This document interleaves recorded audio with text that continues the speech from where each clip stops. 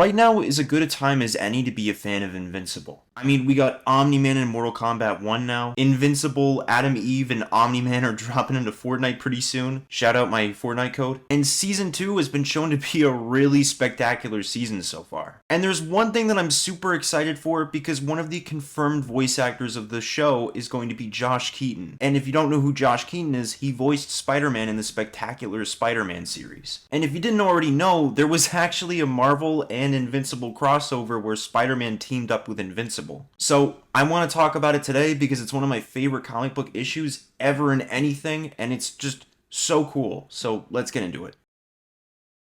As we start the story, Invincible is demanding to know who this person is, what they're doing here, and what they may want. Where we find that Angstrom Levy is holding Mark Grayson's family hostage. Invincible, growing with anger, flies towards Levy to stop him from killing his family, but Levy ends up transporting him to another dimension. Where we then cut to Spider-Man taking on Dr. Octopus, doing fairly well. Until out of nowhere, one of the octopus tentacles ends up hitting Spider-Man, throwing him off his game. Spider-Man, knocked down on the floor, refuses to believe that Doc Ock actually managed to do that by skill, just pure luck. Even when he ends up getting pinned to the wall seconds later, he still is very firm that it's just luck. And after Doc Ock has him pinned to the wall and starts removing some of his fluids from his face, Dr. Octopus begins to start his villain monologue about how he's going to kill Spider-Man in the most brutal way possible. Until out of nowhere, Invincible appears out of Levy's portal, tackling Otto Octavius, saving Spider-Man. And it all happens so fast in Spider-Man's eyes that he doesn't even know who saved him. He thinks at first that it may be Nova or the Sentry or even Thor. When Spidey ends up catching up with Invincible, he sees that Invincible is asking if Dr. Octopus is okay because he kind of flew him into a building and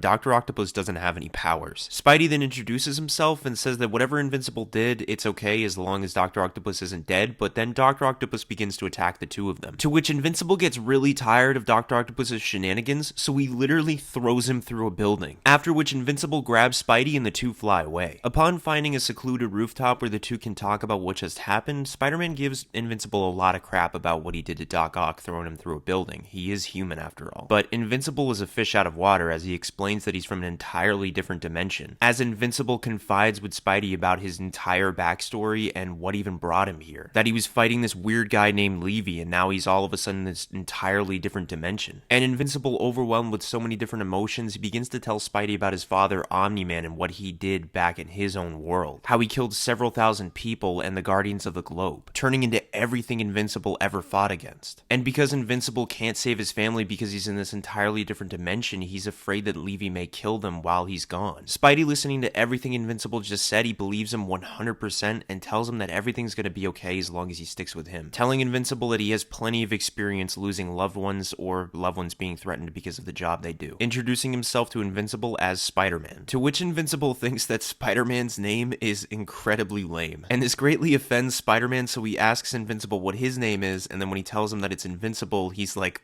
okay, you don't really have a leg to stand on now. And after completely offending Spider-Man, Invincible just says that it doesn't really sound that creative, explaining that it's like if Invincible got superpowers, he just called himself Superman. It's not really creative. And after spending a good half an hour talking about why each other's names are better than the other, Invincible offers help to stop Dr. Octopus. To which Spidey says that in order to find Doc Ock, they're gonna have to use some of the equipment in Avengers Tower. Upon arriving to the Avengers Tower, Invincible's basically just asking questions about who the Avengers are, and Spidey just goes on to say that they're Earth's mightiest heroes. And upon entering the tower, he shouts to everybody that he's home, and Invincible is surprised that he's actually on the team. Walking through the hallways, Invincible ends up meeting Aunt May and Mary Jane, and the two end up trading identities because they trust one another now, leading Invincible to meet the Avengers. And before Invincible gets to know them, he wants to first guess all of their names. So he says Iron Man is Robot Man, Wolverine is Claw Man, Captain America is Flag Man, the Sentry is Fabio Man, Spider-Woman is Batwoman, and Luke Cage is Black Man. To which Captain America is just like, who is this guy? And Spider-Man's just like,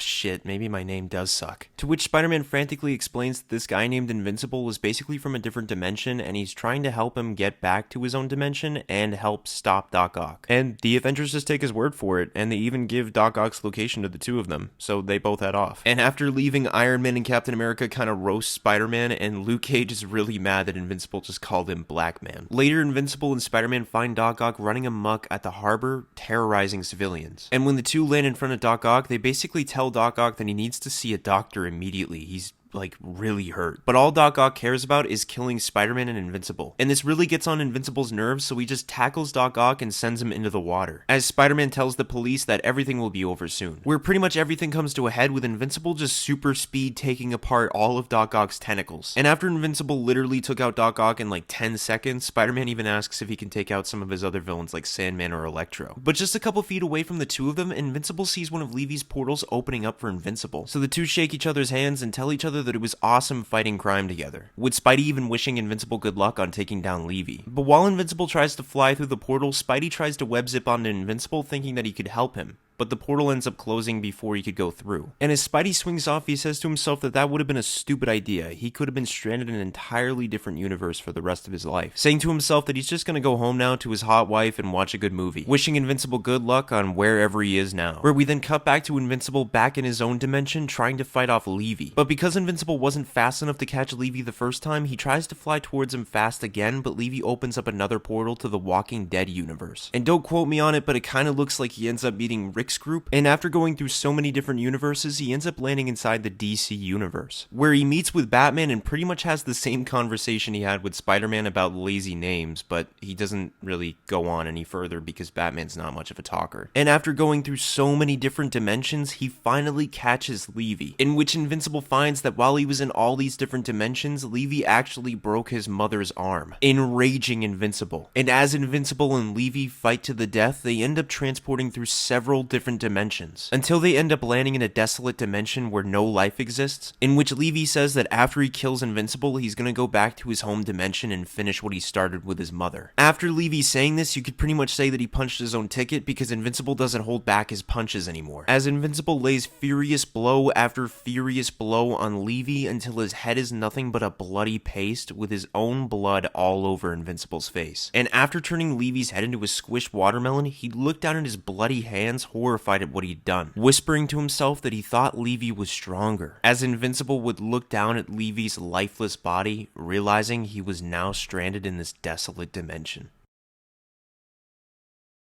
And with that, this video comes to an end. I really hope y'all like this video because I certainly love making it because I love this comic a whole lot. I love the whole crossover with Spider-Man and Invincible. It's just such an awesome duo because they have so much in common, and even the little gripes with the names is just a funny little gag that I love personally. It honestly kind of makes me wish that there were more crossovers between maybe Batman and Invincible, like they got their own comic book together, but who knows, maybe that'll happen in the future, hopefully. But with that, I hope y'all like this video, and don't forget to leave a like and subscribe, and as always, I'll catch y'all on the flip side.